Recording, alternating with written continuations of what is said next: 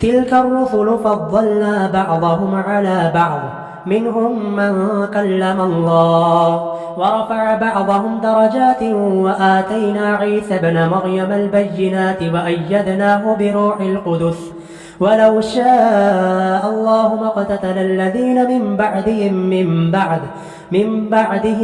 بعد ما جاءتهم البينات ولكن اختلفوا فمنهم من آمن ومنهم من كفر ولو شاء الله ما اقتتلوا ولكن الله يفعل ما يريد. يا أيها الذين آمنوا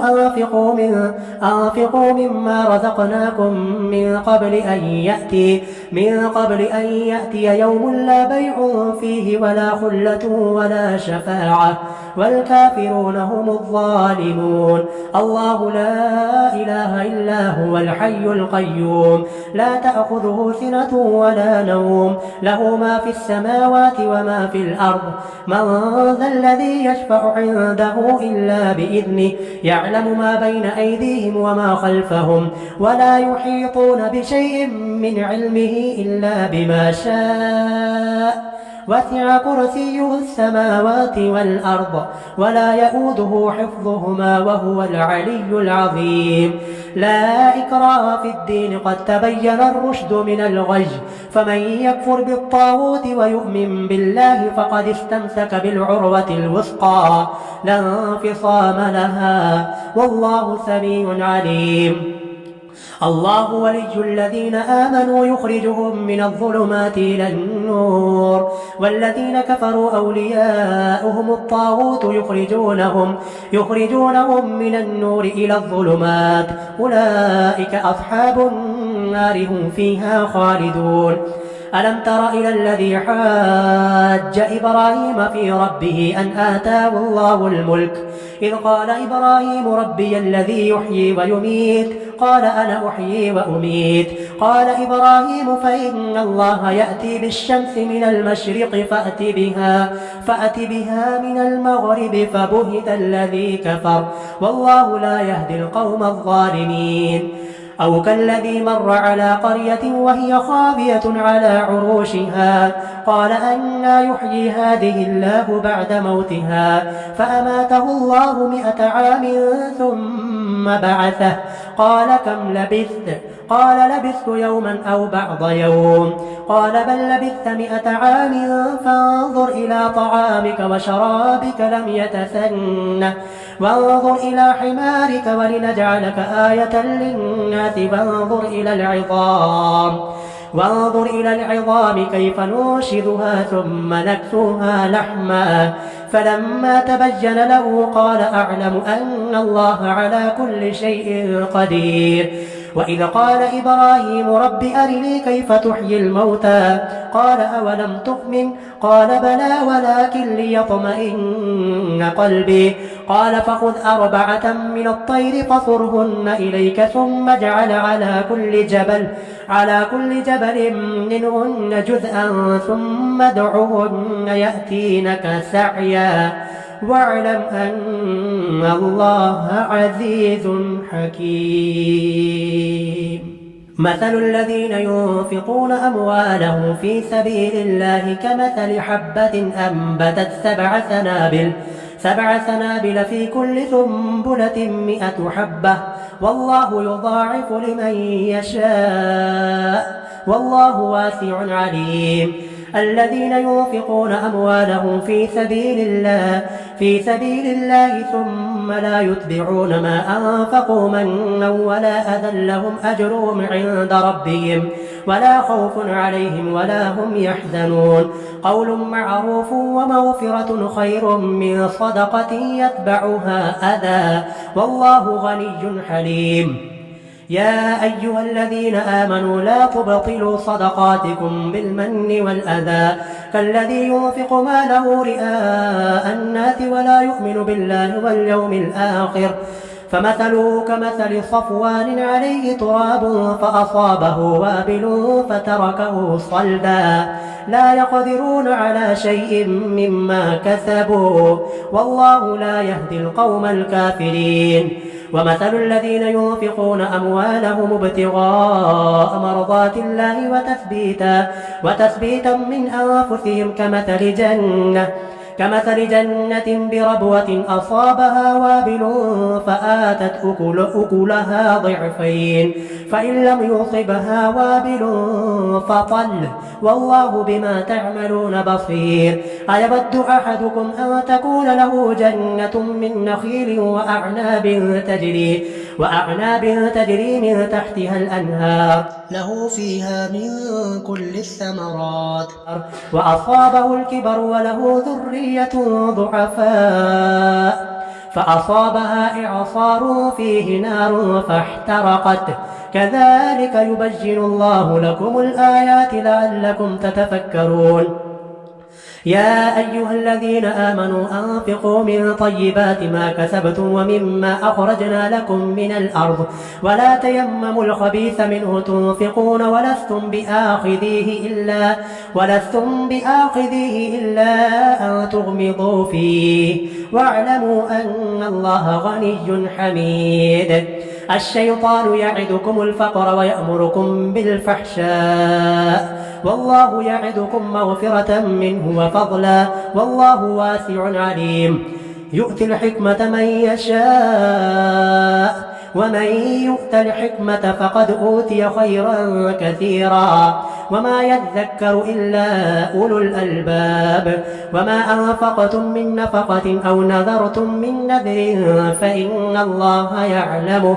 وما للظالمين من أنصار إن تبدوا الصدقات فنعما هي وإن تخفوها وتؤتوها الفقراء فهو خير لكم ويكفر عنكم من سيئاتكم والله بما تعملون خبير ليس عليك هداهم ولكن الله يهدي من يشاء وما تنفقوا من خير فلأنفسكم وما تنفقون إلا ابتغاء وجه الله وما تنفقوا من خير يوفى إليكم وأنتم لا تظلمون للفقراء الذين أحصروا في سبيل الله لا يستطيعون ضربا في الأرض يحسبهم الجاهل أغنياء من التعفف تعرفهم بسيماهم لا يسألون الناس إلحافا وما تنفقوا من خير فإن الله به عليم الذين ينفقون أموالهم بالليل والنهار سرا وعلانية فلهم أجرهم عند ربهم ولا خوف عليهم ولا هم يحزنون الذين يأكلون الربا لا يقومون إلا كما يقوم الذي يتخبطه الشيطان من المس ذلك بأنهم قالوا إنما البيع مثل الربا وأحل الله البيع وحرم الربا فمن جاءه موعظة من ربه فانتهى فله ما سلف وأمره إلى الله ومن عاد فأولئك أصحاب النار هم فيها خالدون يمحق الله الربا ويربي الصدقات والله لا يحب كل كفار أثيم إن الذين آمنوا وعملوا الصالحات وأقاموا الصلاة وآتوا الزكاة لهم أجرهم عند ربهم ولا خوف عليهم ولا هم يحزنون يا أيها الذين آمنوا اتقوا الله وذروا ما بقي من الربا إن كنتم مؤمنين فإن لم تفعلوا فأذنوا بحرب من الله ورسوله وإن تبتوا فلكم رؤوس أموالكم لا تظلمون ولا تظلمون وإن كان ذو عسرة فنظرة إلى ميسرة وأن تصدقوا خير لكم إن كنتم تعلمون واتقوا يوما ترجعون فيه إلى الله ثم توفى كل نفس ما كسبت وهم لا يظلمون يا أيها الذين آمنوا إذا تداينتم بدين إلى أجل مسمى فاكتبوه وليكتب بينكم كاتب بالعدل ولا يأب كاتب أن يكتب كما علمه الله فليكتب وليملل الذي عليه الحق وليتق الله ربه ولا يبخس منه شيئا فإن كان الذي عليه الحق سفيها أو ضعيفا أو لا يستطيع أن يمل هو فليملل وليه بالعدل واستشهدوا شهيدين من رجالكم فإن لم يكونا رجلين فرجل وامرأتان ممن ترضون من الشهداء أن تضل إحداهما فتذكر إحداهما الأخرى ولا يأبى الشهداء إذا ما دعوا ولا تسأموا أن تكتبوه صغيرا أو كبيرا إلى أجله ذلكم أقسط عند الله وأقوم للشهادة وأدنى ألا ترتابوا إلا أن تكون تجارة حاضرة تديرونها بينكم فليس عليكم جناح ألا تكتبوها وأشهدوا إذا تبايعتم ولا يضار كاتب ولا شهيد وإن تفعلوا فإنه فسوق بكم واتقوا الله ويعلمكم الله والله بكل شيء عليم وإن كنتم على سفر ولم تجدوا كاتبا فرهان مقبوضة فإن أمن بعضكم بعضا فليؤدي الذي اؤتمن أمانته وليتق الله ربه ولا تكتموا الشهادة ومن يكتمها فإنه آثم قلبه والله بما تعملون عليم لله ما في السماوات وما في الأرض وإن تبدوا ما في أنفسكم أو تخفوه يحاسبكم به الله فيغفر لمن يشاء ويعذب من يشاء والله على كل شيء قدير آمن الرسول بما أنزل إليه من ربه والمؤمنون كل آمن بالله وملائكته وكتبه ورسله لا نفرق بين أحد من رسله وقالوا سمعنا وأطعنا غفرانك ربنا وإليك المصير لا يكلف الله نفسا إلا وسعها لها ما كسبت وعليها ما اكتسبت ربنا لا تؤاخذنا إن نسينا أو أخطأنا ربنا ولا تحمل علينا إصرا كما حملته على الذين من قبلنا ربنا ولا تحملنا ما لا طاقة لنا به واعف عنا واغفر لنا وارحمنا أنت مولانا فانصرنا على القوم الكافرين آمين يا رب. بسم الله الرحمن الرحيم ألف لام ميم الله لا إله إلا هو الحي القيوم نزل عليك الكتاب بالحق مصدقا لما بين يديه وأنزل التوراة والإنجيل من قبل هدى للناس وأنزل الفرقان إن الذين كفروا بآيات الله لهم عذاب شديد والله عزيز ذو انتقام إن الله لا يخفى عليه شيء في الأرض ولا في السماء هو الذي يصوركم في الأرحام كيف يشاء لا إله إلا هو العزيز الحكيم هو الذي أنزل عليك الكتاب منه آيات محكمات هن أم الكتاب وأخر متشابهات فأما الذين في قلوبهم زيغ فيتبعون ما تشابه منه ابتغاء الفتنة وابتغاء تأويله وما يعلم تأويله إلا الله والراسخون في العلم يقولون آمنا به كل من عند ربنا وما يذكر إلا أولو الألباب ربنا لا تزغ قلوبنا بعد إذ هديتنا وهب لنا من لدنك رحمة إنك أنت الوهاب ربنا إنك جامع الناس ليوم لا ريب فيه إن الله لا يخلف الميعاد إن الذين كفروا لن تغني عنهم أموالهم ولا أولادهم من الله شيئا وأولئك هم وقود النار. كدأب آل فرعون والذين من قبلهم كذبوا بآياتنا فأخذهم الله بذنوبهم والله شديد العقاب. قل للذين كفروا ستغلبون وتحشرون إلى جهنم وبئس المهاد. قد كان لكم آية في فئتين التقتا فئة تقاتل في سبيل الله وأخرى كافرة يرونهم مثليهم رأي العين والله يؤيد بنصره من يشاء إن في ذلك لعبرة لأولي الأبصار. زين للناس حب الشهوات من النساء والبنين والقناطير المقنطرة من الذهب والفضة والخيل المسومة والأنعام والحرث ذلك متاع الحياة الدنيا والله عنده حسن المآب. قل أنبئكم بخير من ذلكم للذين اتقوا عند ربهم جنات تجري من تحتها الأنهار خالدين فيها وأزواج مطهرة ورضوان من الله والله بصير بالعباد. الذين يقولون ربنا إننا آمنا فاغفر لنا ذنوبنا وقنا عذاب النار. الصابرين والصادقين والقانتين والمنفقين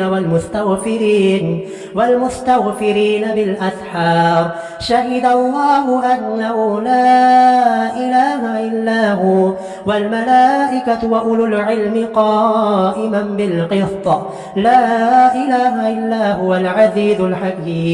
إن الدين عند الله الإسلام وما اختلف الذين أوتوا الكتاب إلا من بعد ما جاءهم العلم بغيا بينهم ومن يكفر بآيات الله فإن الله سريع الحساب. فإن حاجوك فقل أسلمت وجهي لله ومن اتبعني وقل للذين أوتوا الكتاب والأميين أأسلمتم فإن أسلموا فقد اهتدوا وإن تولوا فإنما عليك البلاغ والله بصير بالعباد.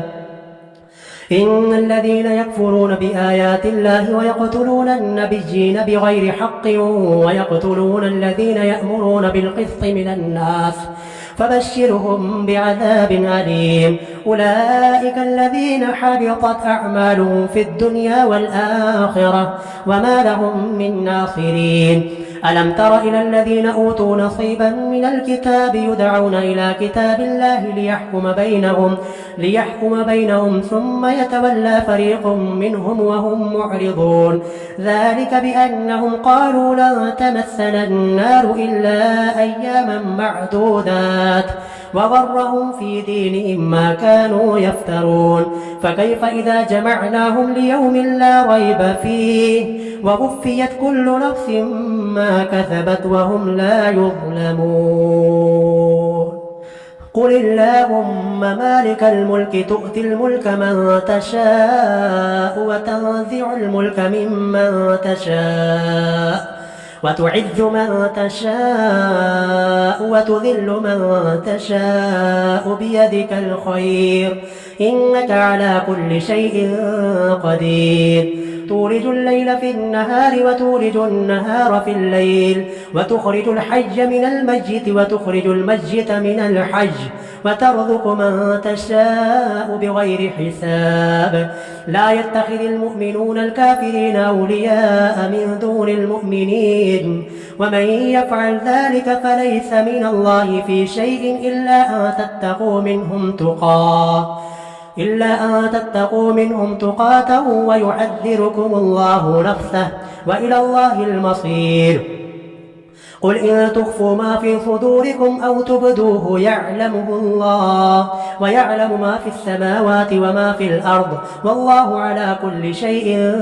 قدير. يوم تجد كل نفس ما عملت من خير محضرا وما عملت من سوء تود لو أن بينها وبينه أمدا بعيدا ويحذركم الله نفسه والله رؤوف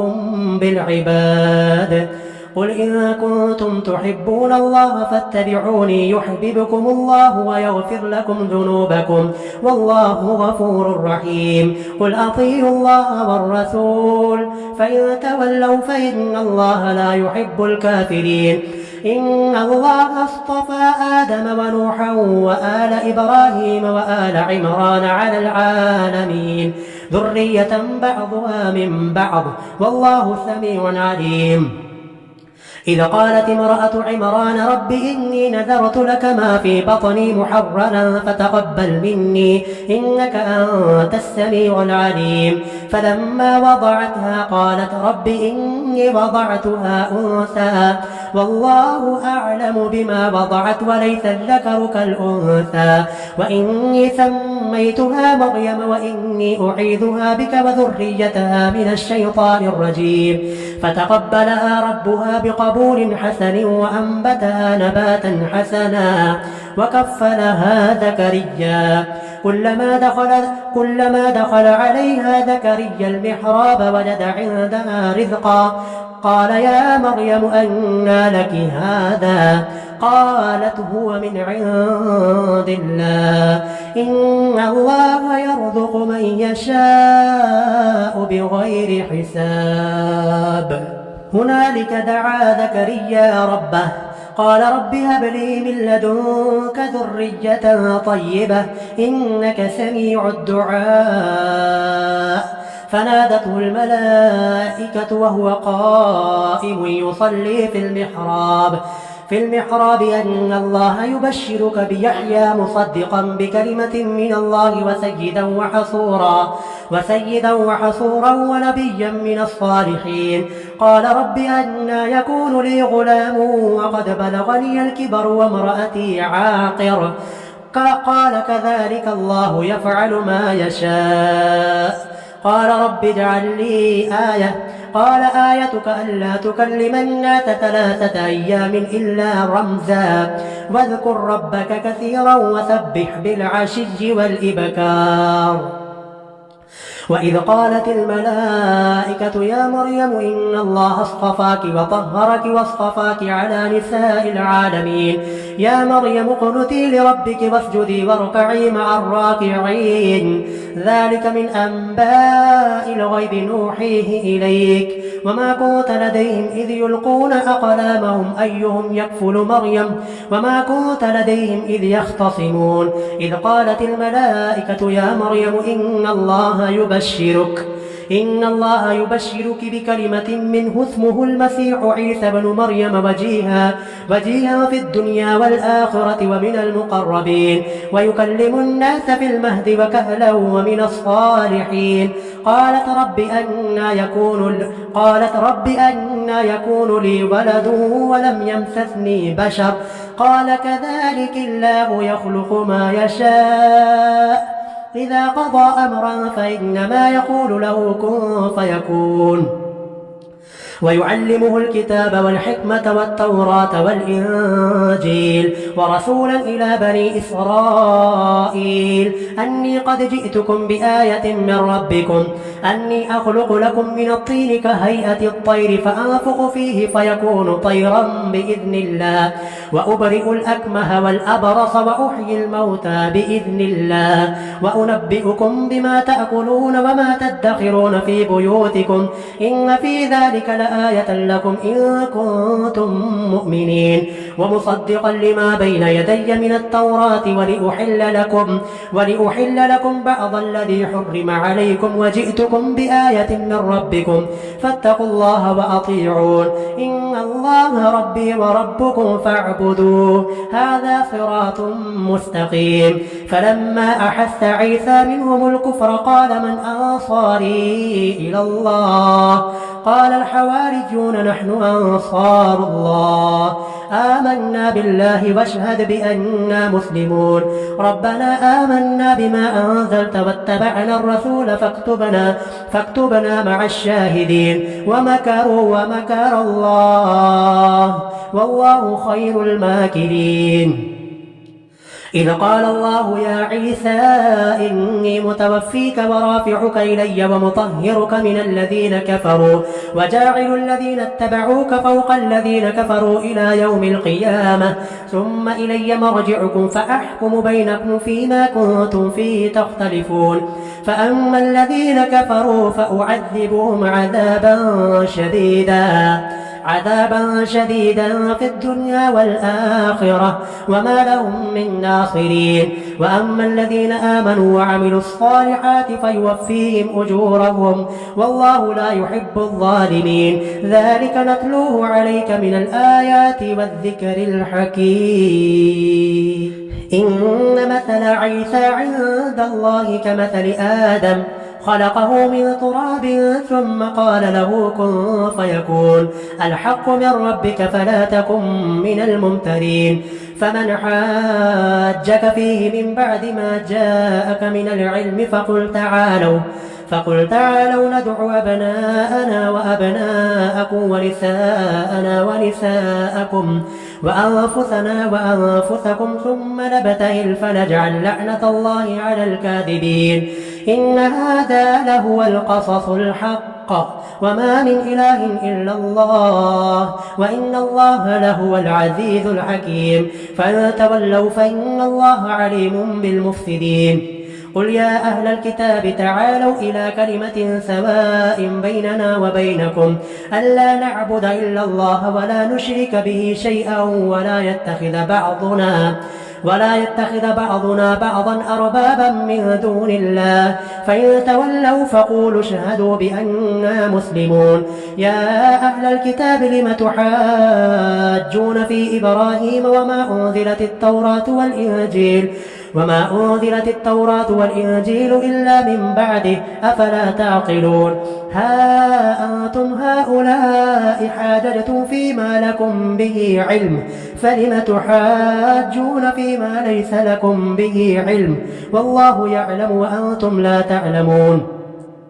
ما كان إبراهيم يهوديا ولا نصرانيا ولكن كان حنيفا مسلما وما كان من المشركين إن أولى الناس بإبراهيم للذين اتبعوه وهذا النبي والذين آمنوا والله ولي المؤمنين ودت طائفة من أهل الكتاب لو يضلونكم وما يضلون إلا أنفسهم وما يشعرون يا أهل الكتاب لم تكفرون بآيات الله وأنتم تشهدون يا أهل الكتاب لم تلبسون الحق بالباطل وتكتمون الحق وأنتم تعلمون وقالت طائفة من أهل الكتاب آمنوا بالذي أنزل على الذين آمنوا وجه النهار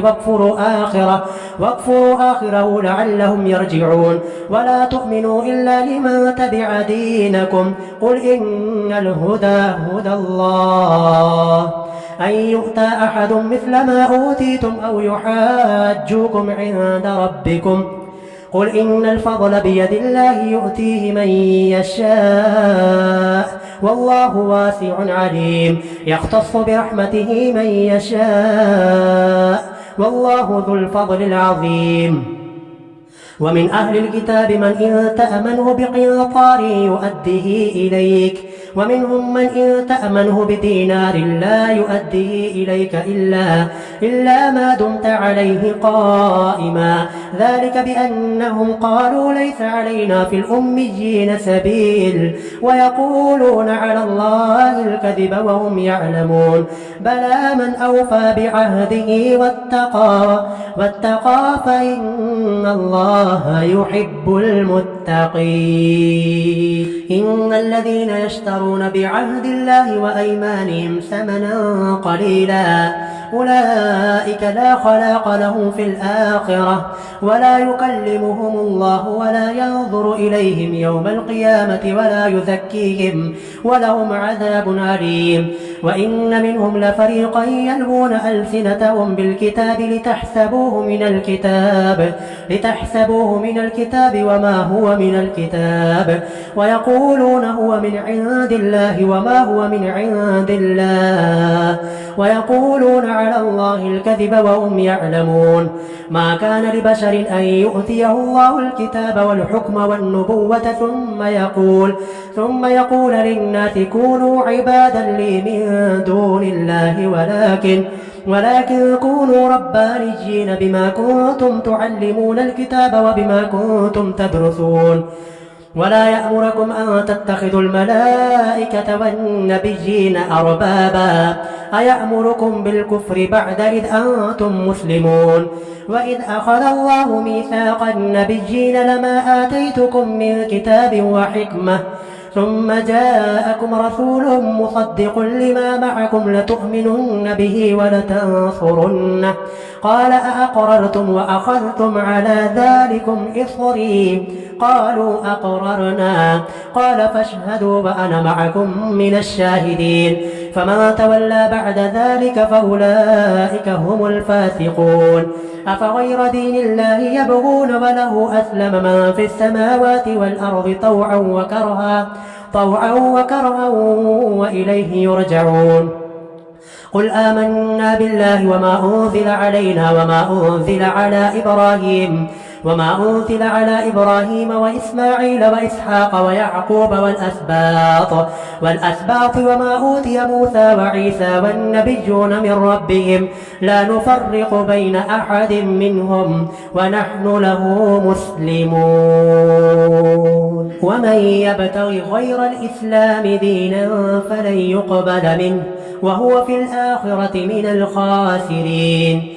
كيف يهدي الله قوما كفروا بعد إيمانهم وشهدوا أن الرسول حق وجاءهم البينات والله لا يهدي القوم الظالمين أولئك جزاؤهم أن عليهم لعنة الله